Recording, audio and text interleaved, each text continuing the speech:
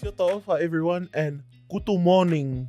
Welcome to your Pacific Morning Show with Hana, Isoa, and introducing our guest for today. The young, the vibrant, the beautiful, the handsome, JP, John Paul Foliaki. Oh man, it's too late. It's alright, I got the vocals for it. She got you, Dos. She got you. Back. Good morning, JP. Good morning, Hannah. Good morning. How Thank are you you so much, today? JP, for Yo. joining us. We're so excited to have you. How are you? No, I'm good. Yeah. Good morning. Good morning. Thank you so much for having me, though. Yeah, Good for morning. real. Good morning from me and my sunburnt, peeling face. You look fine, sir. I really needed that. My self-esteem. We're just going to go to a quick break. I think they need a hug. How are you, JP? And welcome to the Pacific Morning Show. I'm good, Dos. Thank you for having me. Nah, there's not really a way to describe in detail how I'm feeling right now, especially with the lead up to the film. I mean, we're about a week out from the premiere. Yeah. I'm excited. I'm nervous. But yeah, just trying to find just a little bit of space to chill out and just make sure that I have some time to myself just to process it all. Because, doing lots of interviews and things like that. And it's like, oh my gosh, another one. But then you remember, there was a time where you're like, I wish I was doing stuff and people cared. Yeah. So yeah, I'm grateful. I'm good. I'm excited. Yeah. Bit nervous. But yo. I'm so happy to have you here. For those of you who don't know, but you should know, there is a new film coming out called Red, White and Brass. It is executive produced by the one and only Taika Waititi, which is awesome. Who's that? Who's that? And Got it. Kathu Neal as well. And Kathu Executive, Neal? Yep, produced by the both of them. So Picky Films Yeah. is their baby. And they've done so much bomb work. Yeah. But yeah, it's Taika and Kathu, executive Man, producers. that's cool. That's awesome. Shout out. And JP is the lead actor in that film, which is huge. Yo. And, just hearing what you're saying today, this is awesome. I can't wait for this episode. We got mean-ass questions to ask, but we're going to do our usual morning show routine. We wanted to ask JP, is there a quote that you currently live by? I don't have one specifically. I save a lot of things that I see online or obviously things that my parents and grandparents have told me. But I think most recently in context or in relation to where I am right now with the film coming out and working on my own music, it's probably something that I live by is just trusting your gut. And it sounds cliche, but I think it's so true. I've had to do a lot to get to where I am or to even land that role. And I've had to trust my gut and follow the things that I think would be best for me. And that's just something that I try to practice more. Especially now, I'm fun employed right now. I'm waiting for another acting gig to come through, working on my music. But that means there's not much money coming in the bank. And yeah, I could go out there and look for work. But like I said, I just have to trust my gut. And hopefully something will come up and I can just continue working on my own stuff. But that's something that I think I'm living by, trying to live by at the moment. Yeah. Yeah. Shoreland Street, eh? Shoreland Street. Anyone, hit me up. Shoreland Need a little Street, bag.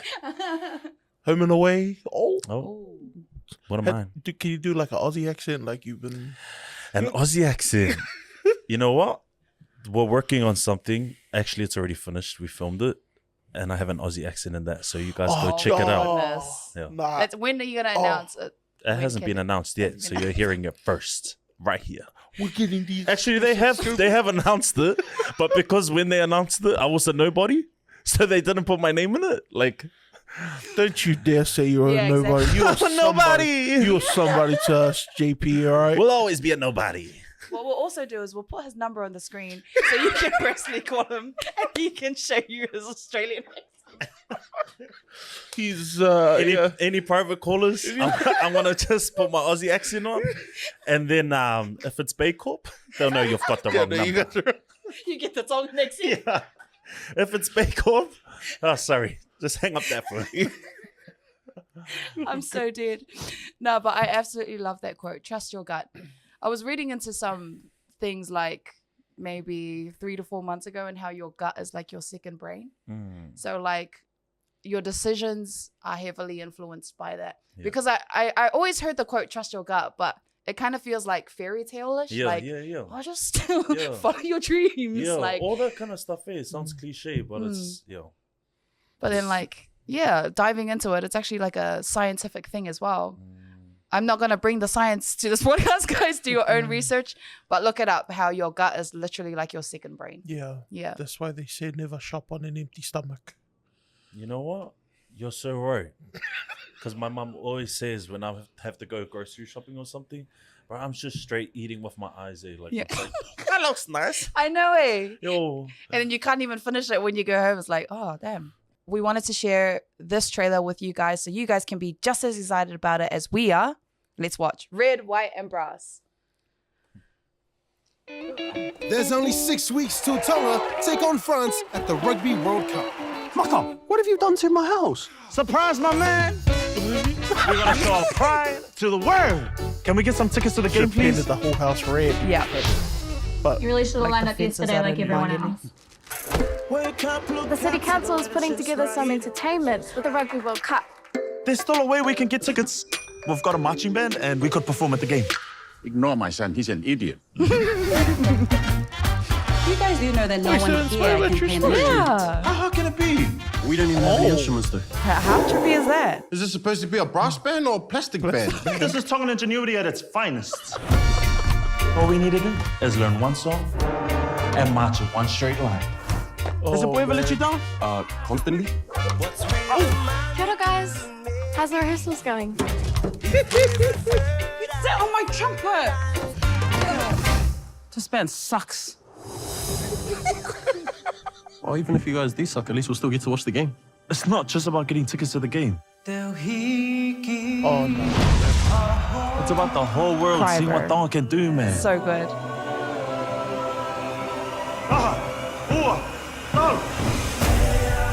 Look how far we came already. We will not be embarrassed in front of everyone.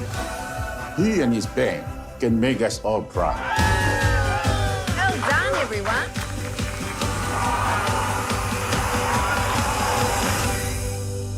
So cool. You think you can do better? Right, thanks, Bonnie. Hey! That's Susie Cato. Yes. Oh my gosh. You got Nathaniel Lees and Susie Cato in that. I So know. cool. Yeah, you know what's something crack up? So Susie Cato, she shared. I did an ad for Auckland Transport. Yeah. It was like one of the first things that I did like on screen, and I'm driving like in an invisible car with my afro out, and she shared the post, and she was like, tag me, and she was like, oh, love your hair or love this or something, and then I replied back to her, and I was like, oh, like I've been a fan of yours obviously since forever, because all of us since we were little always watched Susie, and then I was like, hopefully I can get to meet you one day. Then I was walking into hair and makeup, and she was sitting there waiting to come in for her scene, and I was like, Susie. She's like, yeah. I was like, it's me, the guy with the afro. And she's like, yeah, no, I know. Like, you know, she's so nice and chill.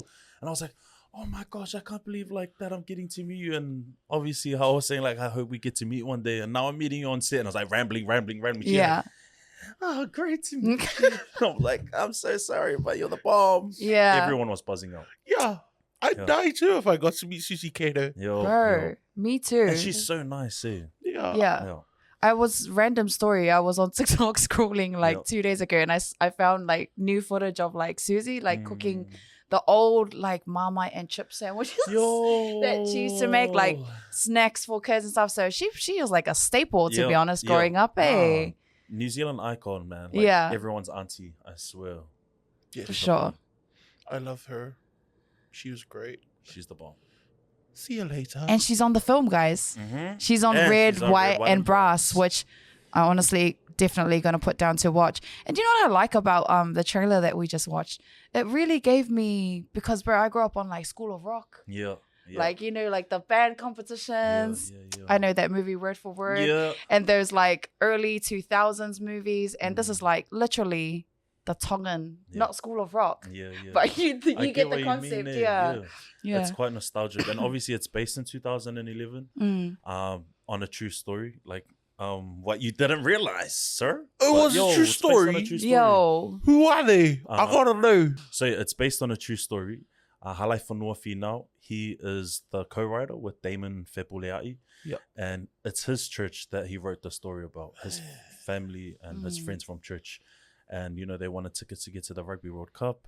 It's actually based on him. The character that I played was based on Noah. Yeah. And his story of how he wanted his church to get tickets to go to the Rugby World Cup because they couldn't afford it, obviously. And the only way they could do it is to put a brass band together. And they really did that because no one in their church could play an instrument. So they had someone that was there from the islands that could actually teach them. Yeah. And they learned from scratch and hustled their way and got there. Bro, that was a big hustle. It looks like no one really knew how to play instruments. Nah. Was that like the true? Yeah. Wow. Yeah. There was only very few of the main cast, I think, that could actually play. But the best thing about the movie, I think, is that there's people in the band who were in the original band. So the background actors, they're all just Noah's family and his friends from church who live in Wellington, who were part of the actual band. Shout out to Taulanga O, that's the name of the band. And they were able to come on set and actually participate in this movie that was about them. And that was pretty special. Based in 2011 as well for the Rugby World Cup. And if you remember, like around that time, that's probably the first time we saw Tonga come out in full force. No. Shut down the streets. No. Yeah. Nah. Yo. No, it wasn't. Oh, it It wasn't? was 2007. What was it? I remember that. Correct me. Which one It was was it? 2007 in France. Because we... Okay, you probably don't wouldn't remember know this. that, You 'cause I remember was this. not in I was like 14 at the time. Wait, no, remind me though, because I was... So it was the 2007 Rugby World Cup in France. Yep. Oh no, And Tonga. I'm wrong. Yes, Yeah. that one, Final Maka and all of that. Yeah. That era, And Tonga was like... over. Tonga almost beat Yes, South Africa yes, by like one try. Yo. It was one try. And then South Africa, it was like the last dying minutes Yo. of the second half. yo, And then France, and then the Springboks were like, yo. oh, we got to send out all our top players. We Yo. started all our Yeah. stink players, and then Yeah. they sent them all out. And it was just one kick yo. over, and it was Tonga's position. It was like the last minute, and it was like a chip over to the corner to score the try. Yep. And he just he overcooked it a little bit and just missed out. And I remember that's when YouTube and all that was kind of beginning to pop off. Yeah. And I remember the next day going online on Bebo or something. Yeah. And I saw like Yeah. Tongan flag stuff, and I was like, Yo. parades is a thing now? Yo. Okay. Yo. Yeah. And then... No, you're right. I remember that. And it's funny too, because then it also kind of makes sense why everyone was so hyped for the team and by the time 2011 came out. Right. And it Yo. was here. That was a And it shock was here. to, Yeah. you know, letting these amazing Tongans discuss this. But it was a shock to like Samoans as well. We're like, holy Yeah. crap. Like Yeah. we've got to up, like we Yeah. were like, we got to up our game. Yeah. Samoans have already cracked the quarterfinal anyway. The whole I think the spirit of Tongans and the Tongan fans and the Tongan nation as a whole, like that comes across through the movie. I mean, that's something that they really try to capture, and I think they did quite well on screen. You know, and it wasn't easy to capture like everything that we have in our culture and all the different nuances Oh, yes. and all the different characters and put that into a storyline. But I think that they managed to do a really good job of it. Yeah. For sure. Hard, And- oh, sorry. No, you go. Hard thing trying to capture Mafana and Yeah. to keep it authentic. Yeah. I've tried explaining what Mafana is. Nah, they've been asking And- me over and over again, and interview after interview, and like I always say, it's something that's really hard to put into words. I think the actual word itself means warm, or like describes a state of something that's warm, like this tea that you made me. It's Mafana. Thank you. But I think describing it in terms of like a cultural context, or like it's more like a spiritual feeling, or like that feeling you get that just overwhelms you and it overcomes you, like excitement, joy, pride, all those things. Is that like the whole attitude that everyone has when they're celebrating and that's what you call it? Yeah, and it's not necessarily like something you go into like planning. It's just that feeling that you get in the moment when you see your country, or like your national team, or your cousin graduating, or your parents making sacrifices, and you being able to honor those sacrifices. And when we talk about that, and you see people get emotional, like you would describe as they're being mafana, as they are being mafana, but you would also describe someone doing a tula fale for like a taurunga, like dancing their hardest and jumping around like they're mafana. There's so many different I guess ways of explaining it or showing it, or how we embrace it. It's like one of those words with universal meanings. Yeah. I made a YouTube video explaining what mafana is. Yes. Linked somewhere. Can you add anything else to what I've said? Because I'm going to be asked about it, and if you can help me out here, sir. Mafana is a spontaneous feeling of overwhelming warmth that you will either express physically or verbally in the way that you operate. Yeah. So you could feel mafana from how someone speaks. You can feel mafana from how someone acts. And you could feel mafana when you enter into a certain environment, and it's something, it's overwhelming. It's spontaneously overwhelms, and all of your senses are on fire. Yeah. And you can't control it. And the thing about being Tongan is that we just let it happen. Yo, mafana, you want to jump on the table and dance? Jump on the table and dance. And I love that about Tongans. Yeah. You mafana, you want to turn around and do a knee drop even though you go gout? Yeah. With your gout. Do it. You want to give $100 to the taurunga even though you don't have petrol in your car? Give the $100. The car can run on mafana. Oh, that's so buzzy. Yeah. Because in Samoan it would be mafanafana, which means warmth. Yeah. But we wouldn't use it ideally to describe the feeling, the spiritual feeling you guys are talking about it. Yeah. We kind of just use it as literally warmth. Yeah. So I'm trying to figure out, you know how you guys are describing this? Can't put it in short words. I'm trying to figure out what we call it, but nothing's coming to mind right now. Yeah. It's definitely that feeling though. That what the Samoa League team, that's everyone going out and parading and going out there with their flags and things like that. Everyone has their own variations of what mafana is across the Pacific, but it really is that feeling of pride and happiness and joy that you can't contain it. Yeah. Which is literally why all the examples he gave. You can't contain it. You can't force it. It's just there. Yeah. It's like trying to capture lightning in a bottle. You can't do it. Right. And you can kind of see it with the main character. Their energy. They're like so hopeful. What some people look at me like, oh, they're naive. Like what makes you think you're gonna get into the World Cup and teaching a band like with nothing, So seeing that quality shine through just through the trailer, like you could feel that energy, which is awesome. Yeah. Yeah, he definitely was that type of character, Maka. So I had the honor of playing Maka in Red, White and Brass. But he's definitely someone who was quite optimistic. Yeah. Didn't take no for an answer. Always thinking that he can do anything and everyone else can do anything they want because they're Tongan. It doesn't matter what resources they have available. If they want to, if they have a goal and they want to make it happen, there's no reason why they can't. Yeah. But like you said, you could come across as a little naive or like, bro, you're dreaming, hang it up. Yeah. But I mean, when people get mafana and they're really keen to do something, they'll make it happen.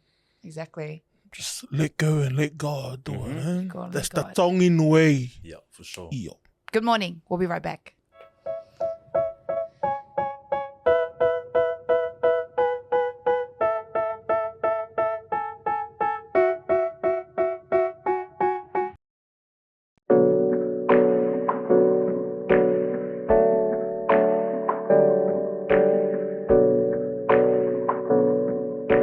And welcome back. We are here with JP, John Paul Foliaki, who is the lead actor for Red, White and Brass.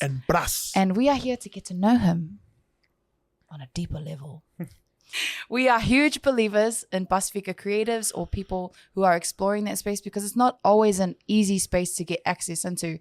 We've had conversations about gatekeepers, the barriers we have to face entering into the careers, and we're so happy to have someone like JP who has literally fought through made things happen, sacrificed many things to pursue the things that he loves. And we want to get to know him more on that level. JP, tell us about yourself. Where were you born and raised? What background are you from? What was it like growing up? So I'm a New Zealand born Tongan. Second gen, I think, if it would count. Yep. My parents moved here from the islands. My grandparents came here, but my parents were already, I think, young teens, 10 to 14, like around that age group, my mum and my dad. But yeah, so I grew up in Central for, I think, maybe the first 8 years of my life before we moved out south to Papatoa. I was so crack up moving out south there because me and my siblings used to play Spot the Palangi because we're like, there are so many islanders here. But it wasn't like, we loved it, eh? It was just buzzy as to us, like so many different ethnicities, like minorities as well, like barely seeing any Palangi. So we used to play Spot the Palangi when we first moved out south. But I went to school out east, Sacred Heart College. Did intermediate there and finished off my high school in there. Yeah, what else about my family? Well, from Mafana, on my dad's side, Falevai Vava'u on my mum's side. Love being Tongan. Love it, love it, love it. I don't know, what else? What else would you like to do you know about love my being Tongan? I mean, come on. You just really want me to gas up Tongan, don't you? Let's just say, why not? Why not? Yeah, why not? Why not? But yo, I think anything else background-wise, that's my childhood was bomb. I was lucky enough that both my parents were educated. My grandfather was educated as well. So we were a lot more privileged than a lot of my friends and other Pasifika kids at school. We knew that. My parents reminded us that. And I think with a lot of the work that my grandfather did in the Tongan community, we saw people kind of, not put him on a pedestal, but just show a lot of respect. And obviously we benefited from that in a way as well. Can we quickly ask, who is your grandfather? Like, in case people don't know. Sorry, the triple OG. My grandfather is Leopina Foliaki. He's bomb. He's the GOAT. Nah, the real GOAT. Nah, but yeah, he did a lot of work for the Tongan community. So, a lot of people respected him and looked up to him. So it was cool, like, to see that growing up. And we learned a lot from that. The importance of faith, family, and education was a huge thing that he instilled in all of us, us grandkids, his kids, and something that we try to live by just from a young age right up until now, not fulfilling that in its full entirety, and could do a lot better. But yeah, those are things that were really important to us growing up and still are to this day. And you can see it, like we can see those values come through you, through your family. Thanks, so like, sis. Was education pushed towards you? Yeah, so like I was saying, the reason why I was saying we saw the way that people treated my grandfather or us as a family, and it wasn't like anything major or like real special as if we were royalty. There was nothing like that. It was just we could see the importance that education had and what it could do for your family. And so to answer your question, it wasn't that it was pushed as such, but it was kind of like it was the norm, Right. And that's such a privileged position to be in. I think growing up, it was more like a conversation, or it was never a question of, are you going to university? It was, what are you going to study? Right, right. Yeah, and that's like a good place to be, like, you know, as migrants. At that stage in life, what were you thinking? Man, I had no idea. Yeah. I had no idea. Like, when I was young, I mean, you'd probably have to ask my cousins and my siblings and stuff what I was like when I was young. But I think from memory, I've been pretty much the same as I am. I've always been, talkative, confident to a certain extent, getting myself into trouble because I'm talking too much. Like my report card, we saw it a few weeks ago, going through our reports when we were younger, and it was like, distracts other students. Talks too much. Yeah.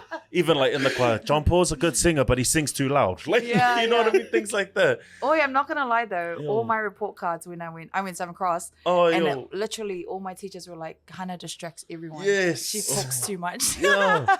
It's crazy. Yeah. And it's funny, like thinking back, but yeah, so education was important to us, but when I was at school, I was always, dedicated to my schoolwork. But, not fully applying myself. I was lucky enough to, like I said, have my parents who are both educated, so they were able to help me a lot with my schoolwork. Homework time, like the dining table was more for doing homework than it was for having dinner. Oh wow. Yeah. So that was something that was really normal growing up. But yeah, I was really fortunate, and it wasn't that it was pushed as such, like, do your studies. Oh, my mom pushed us for sure, but it wasn't like study, like do nothing else. Right. But it was like in that way of, I guess, we had seen what education could do. Exactly. That was our already family. like ingrained in you guys. You guys understood the concept of education. Do you reckon? And it was primary school, high school, uni. That was it. Like the path was made clear for us, luckily, thanks to our parents and my grandfather. But it came with its own challenges, I think. Yeah. I mean, what is it? Because we kind of first connected at uni. Yep. A couple people here actually finished uni. Someone didn't finish uni. That's all right. That's all right. But before you decided to pursue your career as a creative, you're a law student at uni. Yeah. And you had graduated. Yeah. You're working at PwC. For those of you who don't know, PwC is one of the biggest 4 accounting firms globally. Can I say globally or New Zealand? Yeah, globally. Yeah. This one, one It's of the definitely big like 4. a dream career for a lot of people, to be honest. Yeah. PricewaterhouseCoopers. Yeah. Can you give me some free money, please? People dream to work there. I will say that. Yeah. So how did you navigate the conversation with your parents when you wanted to go from steady money working for one of the big 4 firms to sometimes I get money, sometimes I don't get money? How did you navigate that conversation with that massive career switch? Yeah, I think even before getting to having that conversation was probably where the challenges to have that conversation started before that conversation came about, because like you said, I was at law school. But also don't want to get it twisted. A lot of people think because of the industry that I'm in now, the creative arts, line of work, that I wish I didn't go uni, or I wish I didn't work at PwC or anything like that. But I'm so happy that I did pursue my law degree and that I finished, and that I was able to see what that kind of world looked like. And it wasn't until I saw what it was like that I was certain that's not what I wanted. Wow. Yeah, and I had a lot of... Ask, what did you not like? No. Of course. No, that's all good. It wasn't... what's funny? I walked in there and I thought I wasn't going to like the people. I wouldn't get along well with them. A lot of Palangis, barely any islanders, same story, we know. Yeah. And I didn't think that I would fit in. So it's not that I didn't think I would like them. It's just I thought I wouldn't fit in with them. Yeah. But I actually ended up making some really good friends, but it was just the work. I didn't connect with the work. I was there because the year before I got the internship, or the year of I got the internship, I was the co-president for the Pacific Island Law Students Association. And, my association knew the type of person that I am, outgoing and not your typical type of corporate person. And I also wanted to prove to myself that if I wanted to get a job there, I could get it. Because I had interviewed at a law firm as well that I didn't get. And I was like, okay, I want to apply to another one and see if I can get in. I was fortunate enough to get that position. But, I wanted to go there and see if I could help my community from a higher level. And you definitely can. And I've still got some friends that are still there, really enjoying it. But just the way that it happens, I guess, isn't for me in terms of, you have to stay there for a while. You have to put in the work and put in your hours. In a while, it's probably like 5 to 10 years, right? Yeah. In a while, definitely. It takes a few years until you can actually get on a project that you're really passionate about. And I was not keen to hang around that long. It definitely took a toll on my mental health. Had my own experiences where I was, struggling with depression and anxiety. And that's pretty much how the conversation came about with my parents. because I was like, man, I had been saying I wasn't liking it. I didn't want to go there, even when I got offered the full-time role. You know, I said to my parents, I don't know if I want to take it. And they kind of looked at me like, are you stupid? Like, what? No disrespect to them. Love you, mum and dad. But yeah, I think it's just that they only know what they know. Education, getting a good job that looks like that. Yeah. And for me to question it after putting in all that work studying at uni, it is kind of like, are you crazy? What are you up to? Yeah. But yeah, they saw that I was really unhappy, and I think I had to tell them that where I was, and like my mental health had taken a hit, you know. Sitting in the doctor's office and you're talking about your feelings and you're filling out that survey they give you. And I'm like lying on it. From 1 to 10. Yeah, from 1 to 10. And I'm like, nah, I'm not that bad. And, you know, I'm lying on it. And then the doctor's telling me, oh, you're showing early signs of like, you know, depression. Right. Yeah. And I'm like, I was lying. Like, I was playing it down. Yeah. So I was like, that was like a wake up call for me. Like, oh man, I'm probably a bit worse than I think I am. And something needed to change. And I had a really good conversation with someone that I trusted at PwC. And he kind of said to me, you know, where do you see yourself in 5 years? Do you see yourself here or in this line of work? And if you don't even have to know what you want to do. But if it's not in this area, then that's your answer to whether you think you should stay here or not. So, yeah, within the week I handed in my resignation and I said, see ya. Yeah. But like I said, man, so privileged to be able to stay home and that my parents understood by that point, you know, that I wasn't happy and that I needed time to just figure out what I wanted to do. Yeah. I had already started doing music by that point. I had stopped after, I think my last gig before I stopped was like opening for Sean Kingston. And that was cool as, but like to stop after that because I just wasn't happy with where I was, and I didn't put time and effort into writing music or recording music. But yeah, they saw that. So I was like, nah, I want to jump out. And in my head, I'm leaving because I want to pursue music. And but then I was like, actually, it's not just music. I want to do anything creative and just see where I go. So yeah, that's kind of how it happened. It was really, it was hard to explain to my parents, but they fully understood because they could see that I was hurt. You know, it was quite hard. Oh, yeah. I mean, and I guess that's the beauty of, you know, having completed your studies and kind of the main reason why our parents moved here to this country. The migrant dream. Options. Yes, options, right? Man. Options is such a huge way to look.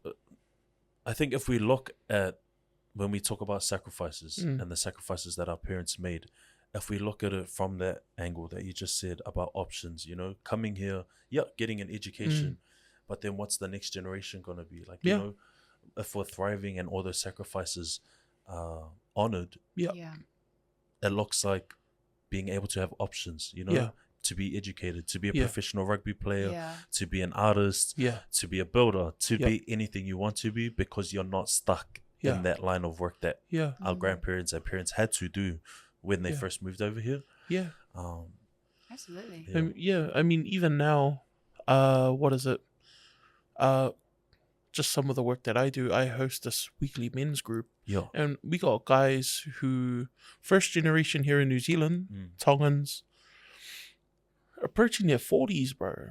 And they're still like, this line of work isn't for me. The beauty of having options is I want to go train up, get an apprenticeship, get paid to study. Options, bro. So, man, proud of you, like, to just be like, you know, to be able to identify that and be like, oh. Absolutely. And I'm also proud of your parents. Yeah. Sorry, like the fact that they're able to like talk to you and understand how you feel. I feel like that's super underrated, like that relationship, you know. And I think it was good. Like, it definitely did take some time and a bit of courage to have that conversation with them. But I think when they could recognize that I wasn't happy, it was more important for them that I was happy than working somewhere and honoring these sacrifices that we always talk about. If I was in such a bad place, you know? And I was definitely thinking that because the timing it was buzzy because I left my job and then we went to Tonga for a family reunion. Maybe a few months after, and I had already booked in for a trip with my mates for a birthday in the Cooks. So I pretty much left my job, had some time off, and then I was in the islands for the most of the summer. And then I was like reflecting there for ages, and I was like, I can't believe like we left here like to come and work and like I'm like, I'm getting emotional. But to come and work like in jobs that we're not happy doing, and our grandparents struggled and my parents struggled, like this generational struggle for us to not be happy. Absolutely. And I kind of resented like that whole experience, or that whole narrative actually, you know, moving here for a better life. And I'm like, how is this a better life when I'm not happy? And corporate, like, you know, you're at PwC, they drain the hell out of people. Like, it's all nice and fancy to be like, oh yeah, I'm the lawyer for I'm the main like investigative accountant for this. But like, they were literally draining. Like, the people I speak to in corporate, they're drained, and they look forward to like their weekend. I'm not saying everyone's like this. I'm saying it is a very common experience. And I get you. If you're sitting there by a beach, like, we've created our version of success: busy 9-to-5 family, great house, great cars. Sometimes I'd actually rather just lay in a fale Samoa and then just wake up and figure out, what am I going to eat today? Let's go fishing. Let's go fishing. Let's go hunting. Let's go, you know, so it's that, I guess, the difference is in how we view success migrating here. It's from a real place of privilege, though. For sure. Where we get to, you know, have that. Where we have that. Because my dad, he's still working right now, and I'm sure he doesn't want to wake up early in the morning and be like, here I am, I gotta go and do demo again. And he wakes up and does it. Me, I wake up in the morning, I'm like, oh, I gotta edit. And I just roll over in my bed and be like, you know. And I guess in my dad's mind, it justifies the fact that I was a cleaner, all of this, all that, and my son now gets to do that. He can work from home, and on days where he's shooting, he gets to go and do all of his stuff, and in his mind, that justifies it. And I guess, you know, in our minds, it's like, you know, but we kind of don't see the drive that they do. And man, built different. They're built different. Absolutely. But I think that's why it's so important that we do honor these I think it's so important that we honor the sacrifices that our parents and grandparents made, but do it in a way that makes us happy and what we love doing, you know, because then it makes it that much more, I don't know, amazing. Exactly. It makes it worth so much more, I think is a better way to say it. And often in like Pacific communities, or I'm going to speak for Samoans, happiness is always often looked at as sacrifice. And sacrifice means taking away the happiness of the person. So I like that you've said that, because we can work that way. Like, I honestly believe that it's just the change of generations, and we've just got to encourage each other to like pursue whatever you want to pursue. And like, you know, after working in corporate, I've still got mates there who love it, and they do put in the mahi and they go hundreds and, you know, look forward to the weekend because they've been working their asses off. But that's what they want to do, and that's what they love, you know, and that's all good, and that's how they're honoring their parents and grandparents' sacrifices. So I think, maybe we just need to shift our like mindsets around how we actually are gonna honor those sacrifices. Absolutely. Because it's such a huge part of our story as migrants, and it dictates a lot of the decisions that we make when it comes to our careers, or what we want to do, or how we want to earn money. But like you said, it's a position of privilege, I think, to even have those options or even think that way. But you know, I think it's starting. It's starting. And it's well, you're living proof of it. Sure. So, good morning. We'll be right back.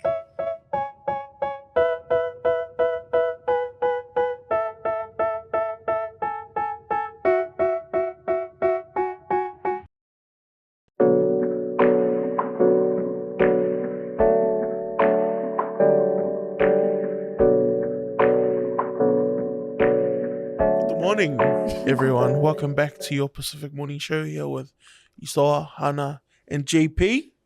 Let's just jump back into it. JP, I got a very hard-hitting question for you. Okay. Okay. Hit me. Recently, there's been like a steady amount of Tongan related projects in the media. Legend of Baron Doa, For My Father's Kingdom, Brutal Lives, Moi Whaingata'a. What's it like being part of this Tongan film renaissance, if you will, or like, you know, this movement?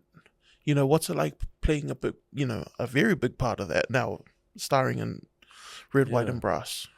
It's buzzy because I haven't thought of it that way before. All the projects that you've mentioned as well, and coming into the space and being fairly new, I've always been like seeing them and be like, man, it would be so cool to be in something like that. Or how do you even get on like a production like that? Yeah. Or how did they do that?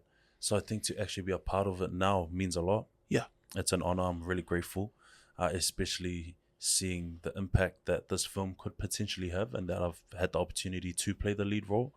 Yeah, I'm just really grateful. And it's kind of surreal as well when you line it up like how you have just like that, the different projects. Yeah, it's buzzy. In short, it's buzzy.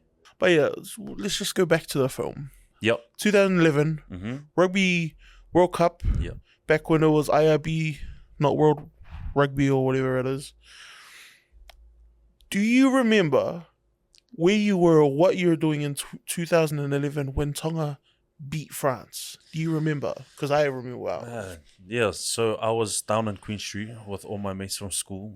You know, running amok. May or may not have been able to see straight. Let's just leave it there. Because I cannot track back how old I was. No, I think I was like year 12 or something. Yeah. But man, I remember it was packed, obviously. I had my Tongan flag tied around my neck. Yeah. The Hare Krishna was like coming down Queen Street, you know, doing their thing with all their instruments. Tell me why I was like jumping up and down with my Tongan flag. And it's so crack up too, because my mum and dad, they let me go with my mates to go and watch, but my siblings, the younger ones, they weren't allowed. Yeah. Then they decided, I think, that they'd come out to town and just be amongst. And my brother told me that they were all sitting in McDonald's. And they were like, they saw the Hare Krishna, like, you know, doing their thing right outside Macca's at Britomart. Yeah. And then like a gap just opened up in the crowd and they just saw me in the middle with the flag around my neck. And I'm like, and that's when Maka was born. Yo, so that's what I was doing. Yo, What were you doing? What was I doing? On the 2011 World Cup. Okay, guys, I got a little bit of backstory for you guys. Oh gosh, here we go. Here Put up we your go. legs. All right. Grab a cup of tea. So on the opening night, when New Zealand played Tonga, I was at my mate's house. He was living in an apartment just off K Road, and everyone was out that night. You name it, the city was buzzing that night. And I just finished watching the game, and I was the All Blacks versus Tonga game, and I remember thinking, bro, we're gonna beat France. You know, and then like I peeked my head out and there was just like this little Palangi lady. She was like in the apartment underneath us. And like she saw I had my Tongan flag out and she was like, "Hey, we beat you guys." And I just yelled down at her, "Yeah, but we're gonna beat France. Watch this, we're gonna beat France." And she's like, "Hey, yeah, no, shut up. I didn't even lie." You know, but I was, you know, and I was just, "No, we're gonna beat France." Did she have no teeth?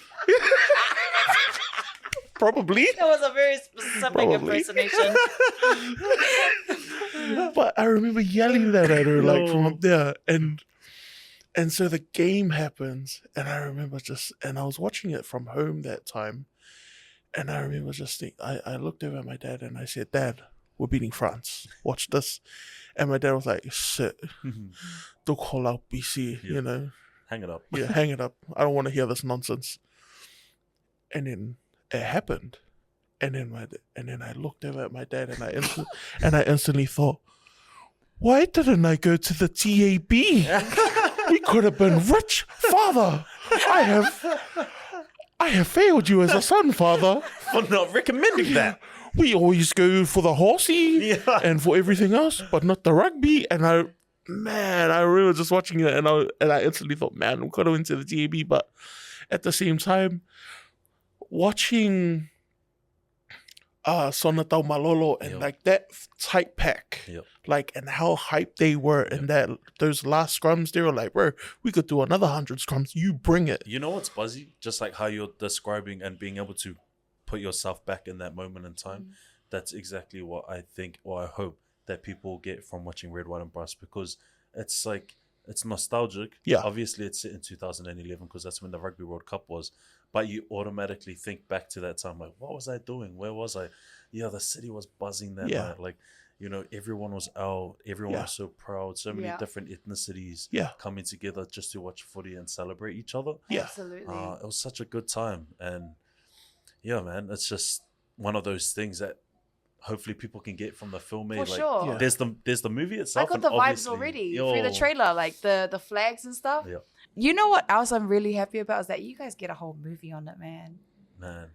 Like, and it like a parades movie about it's not about the parades, it's about the band, but you're obviously gonna feel what was experienced at that time. The house where you had all the Tongan flags and stuff. Honestly, as someone at that time, I was just like, man, why are the Tongans so cool? Well, you know, man, thank you, first of all. And- Why are Tongans so cool? Come and watch Red, White and Brass. It's because we kept losing before this. So when we're actually winning, it's like, No, but you know why it's... my flag. There's the thumbnail. Look at my flag. I think we can edit it. No, but... Ryan, put a Tongan flag here right now after I fix it. About on Noah. So Noah's the writer. We had a interview with Radio New Zealand the other day, and he was explaining, because they're asking him questions as the writer, and he said when he first started writing it, he was writing about like this Tongan band or this band that went to England or something, and like it was because he was thinking how cool would it be like for these Tongans to be from the UK, you know, like doing this thing, and he came up with this story. Then the person that he was showing it to was like, wow, that's pretty cool, like what's it based off? And he's like, oh yeah, it's similar to like my church band in Wellington and what we had to do to get to the Rugby World Cup. And he's like, wait, what's that story? And he explained it, and he's like, wow, that sounds like a pretty mean story. And I think it was just like the lesson in it is like, you know, we always think that like the next best thing or the coolest thing is something outside of who we are, or our culture, you know, but it's literally the stories that we live with, the stories that we know, who we are, our values, all those types of things. Absolutely. Yeah. What makes amazing stories, and for them to put it down on a script and then to get a production team, you know, one of New Zealand's best production teams to get behind it and actually bring it to life. Yeah. And it's just a story that we all know so well. Like we know that we can make something out of nothing. Tongans, Samoans, regardless, you know, we managed to find money. We managed to put together these church groups. It's things that we know, but we don't think it's that much of a big deal. We underestimate it, eh? Yeah, for sure. We underestimate ourselves so much. And I think even for myself, you know, all the things that people wanted me to kind of dim or change, like about myself, like to not be so loud, to stop being so out there. All those types of things that people wanted to change about me, had I changed them, I wouldn't have got this role and I wouldn't be in this movie. Yeah. So, yeah, it's just really important, I think, to not take our cultural values and the stories that we know so well for granted, but also see the value in, I guess, just the bomb person that you are, or the characteristics that can be, that can be used to get you somewhere, like a movie, like a film. And here we have it. Yeah, living proof, guys. I have one more bone to pick with Yes, GP. go do it. Sir. Do it. When does the film come out? The film Red, White and Brass comes to cinemas March 23rd, 2023. That's in about 7 days. Why that specific day? Why March 23rd? Yeah. Tell me why. That specific day. That's my birthday. All right. You know what? How dare I you? knew Taika knew it was your birthday. How dare you and Get Taika? back to you. How dare you guys release a film on my birthday? My gosh, no, it's because, like you Right. said, it's your birthday. How dare you guys? The world revolves around me right now. So what you're saying is, Go watch John Wick 4. Don't listen to it. how dare you come on here and promote another movie in my presence? No. Yeah, so Buzzy, yeah. happy birthday, Toko. Thank you. I'm so sorry I don't have any tickets to give you, but That's I mean, all right. you guys got the email. You know who to hit up, sir. That's Yeah. all right. I already know what I'm doing for my birthday. I'm buying my mum a cheesecake on my birthday Two. for her. To then No. go and watch Red, White, and Brass. Oh yeah, that too. Nah, yeah. Wait, I'm actually gonna go watch it. Yeah. But yeah, that's my thing. I'm buying my mum a cheesecake on my birthday. We love That's that. cool.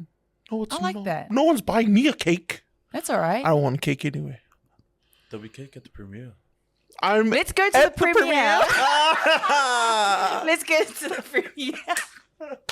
Never mind the movie. Oh, yeah. Well.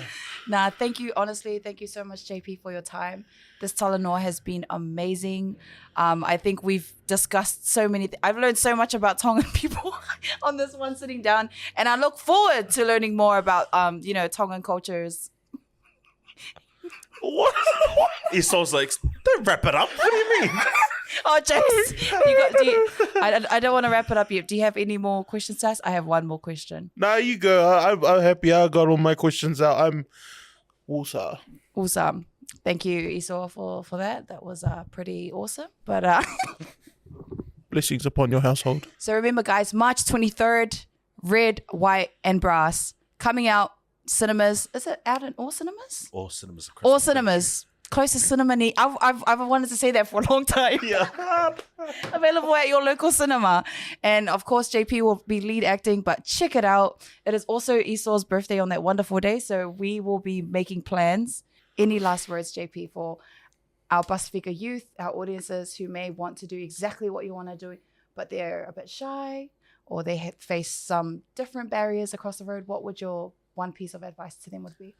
Man, I actually get asked this question all the time, man. I'm like, I don't know why you guys are asking me for advice, because half of the time I'm just going with it. Yeah. But I think one piece of advice that I would have would be to just, like I said, follow your gut. Man, you actually know what you want to do deep down in your gut. You know, like I knew from a young age that I wanted to be a singer or some kind of entertainer, you know. I knew that. I remember watching Sister Act 2 and Whoopi Goldberg's like, if you can't wake up in the morning and you can't think about anything but sing, then you're supposed to be a singer, girl. Lauren Hill. And I was like, that always stuck with me. And it's so true. Like, you know, what you love, what you're passionate about, and your natural talents, lean into those. The barriers that you face, man, honestly, reach out for help with people that you know might be able to help you. Like, you see people online, you see the type of job that you might want to get. Just reach out. You owe it to yourself. I know it's easier said than done. You might have parents that might not be so supportive, but sometimes you just have to show them and then they'll get it. That's it. Yeah, it's hard because you show them and they give you all back. Yeah. But yeah, I don't have any like specific advice, and hopefully I'm in this game long enough where I can learn a few things that I can give some better advice further down the track. But until then, yeah, just believe in yourself, as cliche as it sounds, but just do what you want to do. I'm feeling like you might end up on like a Mandalorian series or something on Disney Plus. Yeah. Wow. Manifesting it. For sure. Thank you, sir. Remember me when you get there. Thank And you, sir. Wusa. I hope so. I have big dreams for sure, and I don't see why I shouldn't be able to achieve them if I don't put in the work myself. But yeah, hopefully that's, you know, God willing. Yeah. It happens. Good morning.